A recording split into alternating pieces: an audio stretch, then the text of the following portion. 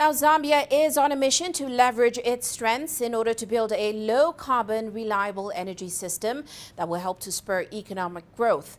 Zambia has about 2,800 megawatts of installed generation capacity, with 85% of the electricity mix coming from hydropower. But more than 65% of the population still relies on fossil fuels, which makes Zambia's goal of becoming a universal clean energy country a daunting task. Well, CGTN Shonela Lupuana had a conversation on this with Dr. Johnstone Chikwanda. He's an energy expert and former chairman of the board at the Rural Electrification Authority. They kicked off the discussion by looking at Zambia's electrification goals as the country's universal clean energy deadline nears. We are quite in a very precarious situation. And previously, we had the chronic underfunding to the Rural Electrification Master Plan, because the most important document which is used to mentor our activities in the energy sector is called the Rural Electrification Master Plan, which was launched in 2003, and it requires $50 million every year. But the funding was pathetically low until after change of government, when we saw funding reaching almost $50 million. Predominantly, we have been depending on hydro, and so our arbitrage has been around water bodies. And so we've been taught a lot of lessons, so we are trying to diversify. But the big challenge is how to handle the more than 60% that depend on fossil fuel, especially charcoal.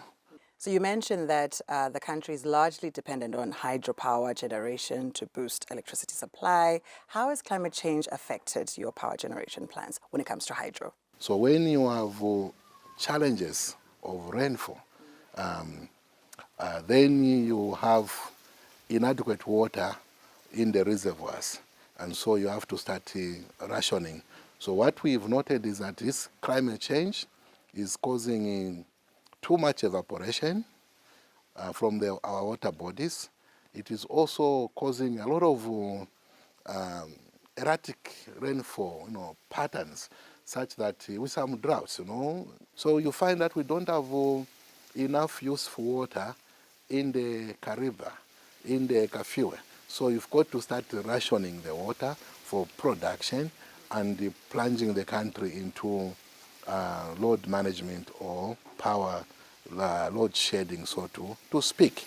Zambia is also looking into power purchase agreements with different power utilities from inside Zambia and also outside. Can you shed more light about those plans? The power industry in Zambia has predominantly been dominated by our power utility company, public utility company, ZESCO, which is a dominant power supplier and also generation.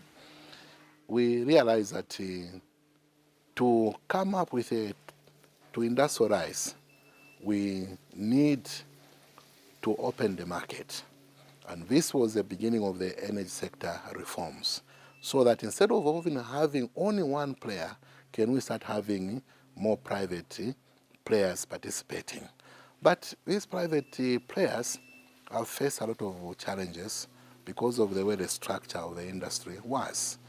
When you have an independent power producer builds up a generation capacity, we don't want them also to be building their own transmission lines, cutting the whole country.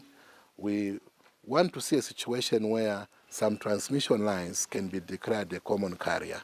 Let's look at our neighbor, South Africa, which is Africa's most industrialized economy. With a title like that, we often expect more. But right now, South Africa is going through one of its worst energy crises in years. People are going without electricity for up to 12 hours a day, which obviously is going to affect the economy.